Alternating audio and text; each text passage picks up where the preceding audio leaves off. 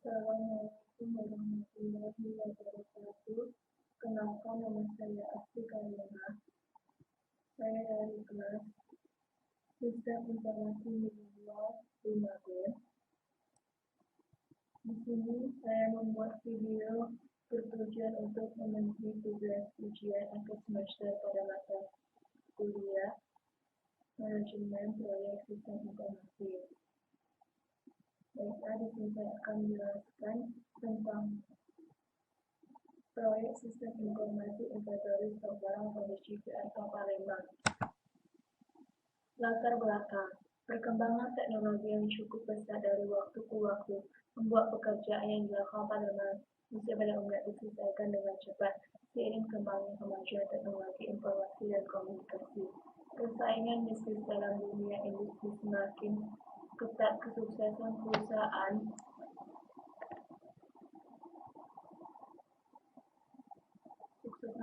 dalam tahapan bisnisnya tidak dapat dari perusahaan tersebut dalam mengolah inventory atau persediaan barang sehingga dapat memenuhi permintaan dari pelanggan semaksimal mungkin. Perusahaan yang mampu mengendalikan dan mengolah persediaan dengan baik akan dapat memenuhi kebutuhan pelanggan. Tentu saja dapat menjatuhkan bisnisnya dalam dunia industri saat ini. Inventory barang di dalam suatu usaha menjadi hal yang penting bagi suatu perusahaan karena dari inventory tersebut bisa mengolah stok barang di gudang yang nantinya akan dijual ke konsumen. Oleh karena itu, pengusaha ataupun pedagang tersebut harus dapat mengelola inventory barang dengan efektif dan efisien agar sesuai dengan tujuan perusahaan. Maka dari itu akan dibangun sebuah sistem informasi inventory stok barang kondisi atau Palembang yang dapat memudahkan dalam menangani proses persediaan stok barang, pendataan barang masuk dan keluar, pemesanan barang, pengiriman barang, sehingga sistem yang akan dibangun diharapkan dapat untuk memudahkan pekerjaan Syify atau Palembang dalam mengelola dan mengatur data persediaan stok barang. Tujuan dapat melakukan pengontrolan stok barang di gudang sehingga dapat memberitahukan tentang jumlah stok barang yang ada di gudang dengan cepat dan akurat dan menjadikan penguasaan data tentang barang yang masuk dan yang keluar dengan cepat dan akurat sehingga dapat menghasilkan informasi sesuai kebutuhan. Manfaat. Poin pertama, membantu pihak Syify atau Palembang dalam proses pengolahan data stok barang yang masuk dan keluar sehingga akan semakin membuka admin gudang dalam memberikan suatu informasi yang dibutuhkan.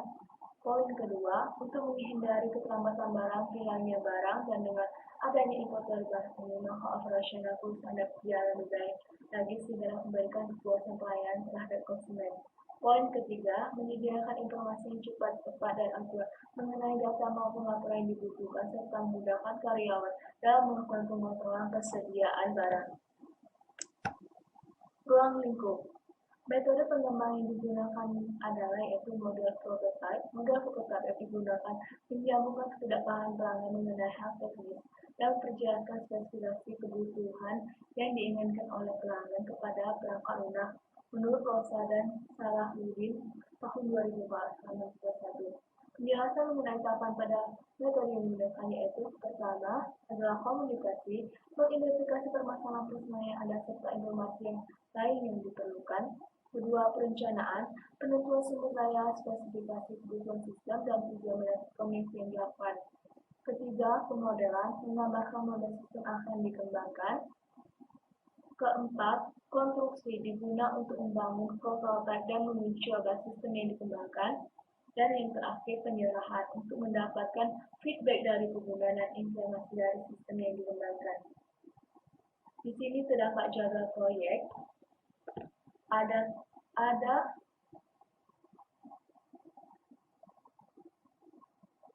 tahapan-tahapan, yaitu Textman. Tahapan investigasi awal dilakukan selama 10 hari, mulai terhitung dari tanggal 1 bulan 2, 2021 sampai dengan 12 bulan 2, 2021 dan seterusnya. Tahapan analisis masalah dilakukan selama 6 hari, terhitung mulai dari tanggal 13 Februari 2021 sampai 22 Februari 2021. Dan tahapan analisis kebutuhan dilakukan selama 19 hari, pada tanggal 23 Februari 2021 sampai 19 Februari 2021. Tahapan desain dilakukan selama 11 hari, dilakukan mulai tanggal 20 Maret sampai 2021 sampai 5 Maret 2021, tahapan pengujian dilakukan selama 9 hari, terhitung mulai tanggal 7 April 2021 sampai 19 April 2021, dan terakhir tahapan implementasi dilakukan selama 9 hari, terhitung mulai tanggal 20 April sampai 30 April 2021.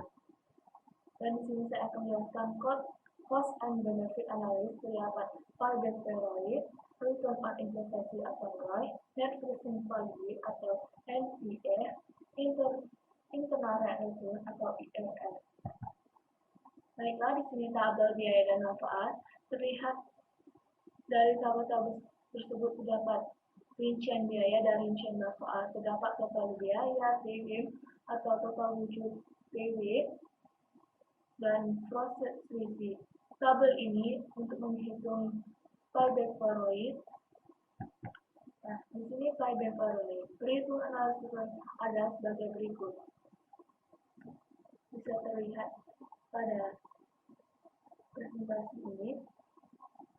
Dan sehingga payback period dapat dicapai pada tahun kedua, adapun secara detail yaitu adalah 2,35 tahun, dikarenakan dari sisa yang dihitung dari sisa biaya sistem pada tahun kedua itu 6 juta dibagi dengan sisa biaya sistem pada tahun ke-1 dan dikalikan 1 tahun atau 12 bulan, jadi hasilnya 0,31. Di sini return on investment atau ROI.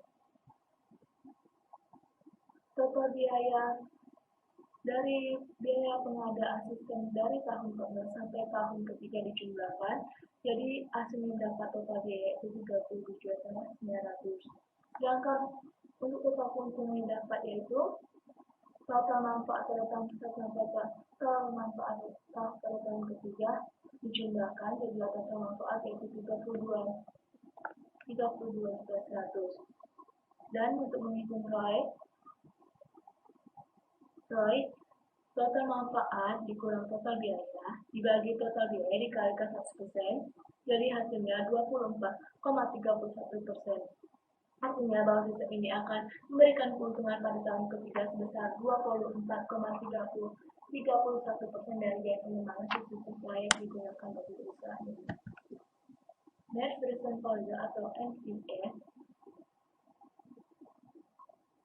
terlihat dalam tabel berikut. Inilah hasil dari perhitungan dan dapat disimpulkan bahwa jumlah keuntungan yang diterima sekarang oleh perusahaan pada tahun ketiga apabila sistem diterapkan yaitu sebesar Rp7.374.378 atau NPL bagi netto, maka produktif baik tidak dilakukan. Dan terakhir, internal rate of return atau IRR.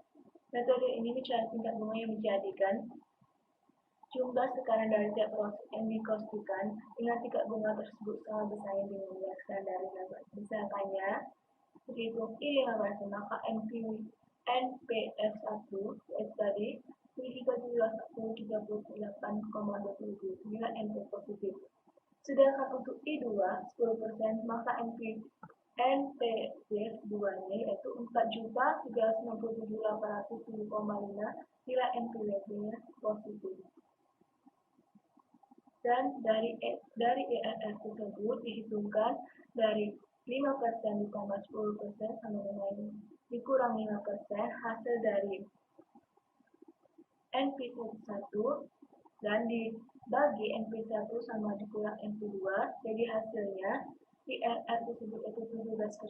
Artinya proyek ini akan menghasilkan keuntungan dengan tingkat bunga 17% per tahun apabila tingkat bunga pembayaran rate of return